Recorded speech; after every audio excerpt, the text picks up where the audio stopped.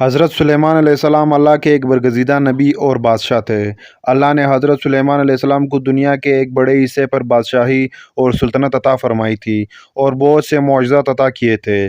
مثلاً آپ جانوروں کی بولیاں سمجھ لیتے تھے، ہوا پر آپ کا قابو تھا، آپ کا تخت ہوا میں اڑا کرتا تھا، یعنی صبح اور شام کے فاصلے پر مختلف سمتوں کو ایک ایک ماہ کے فاصلے طے کر لیا کرتے تھے۔ حضرت سلیمان علیہ السلام کی حکومت صرف انسانوں پر ہی نہیں بلکہ تمام مخلوقات پر بھی تھی۔ جنات، حیوانات سب آپ کے تابع تھے۔ حضرت سلیمان علیہ السلام نے اللہ سے دعا کی تھی کہ مجھے ایسی سلطنت عطا فرما جو میرے بعد کسی کو بھی نصیب نہ ہو۔ لہٰذا آپ کو ایسی بادشاہت عطا کی گئی جو نہ آپ سے پہلے کسی کو ملی، نہ قیامت تک کسی کو نصیب ہوگی۔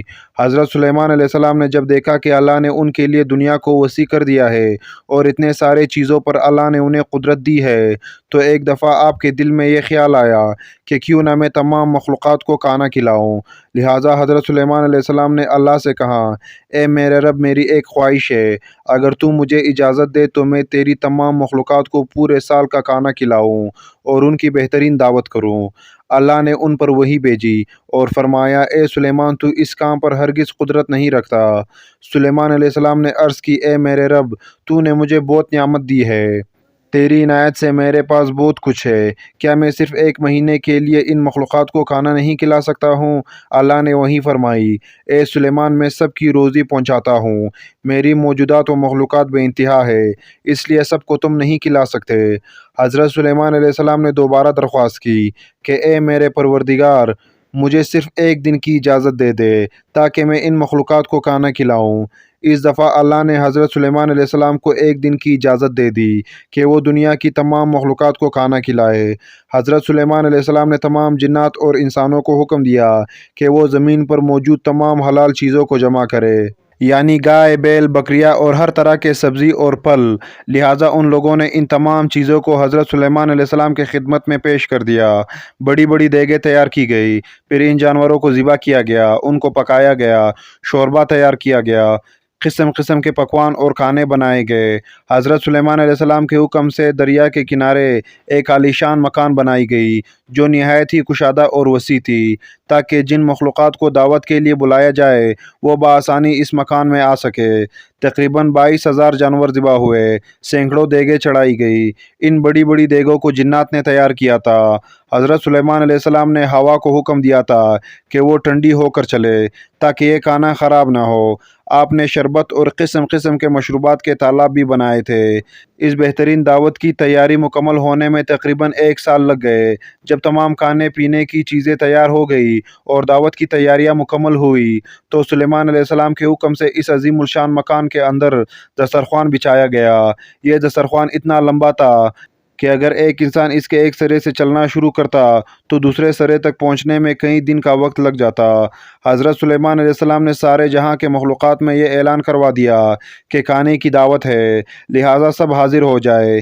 انسان، جن، چرند و پرند، درندے، حیوانات، کیڑے مکوڑے، خشکی تری اور ہوا میں اڑنے والے دیگر جانور، تمام مخلوق کھانے کی دعوت پر آ پہنچی اور اس مکان میں جمع ہوئے۔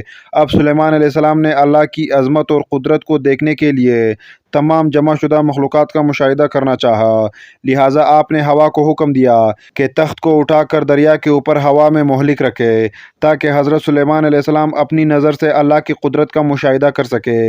عین اسی وقت جب تخت ہوا میں مہلک تھا، ایک مچھلی نے دریا سے سر نکالا اور حضرت سلیمان علیہ السلام سے بولی، اے اللہ کے نبی، اللہ نے مجھے آپ کی طرف دعوت پر بھیجا ہے اور یہ بھی معلوم ہوا ہے کہ آپ نے آج تمام مخلوقات کے لیے کھانا تیار کیا ہے۔ میں اس وقت بہت بھوکی ہوں، لہٰذا آپ مجھے پہلے کھانا دے دے۔ یہ سن کر حضرت سلیمان علیہ السلام نے اسے کھانے کی اجازت دے دی کہ وہ مچھلی دریا سے نکل کر اس میدان نما مکان میں آئی اور جتنا کچھ کھانا وہاں پڑا تھا سارا کا سارا ایک ہی لقمے میں کھا گئی۔ پھر حضرت سلیمان علیہ السلام کی طرف مڑی اور ان سے مزید کھانا مانگنے لگی۔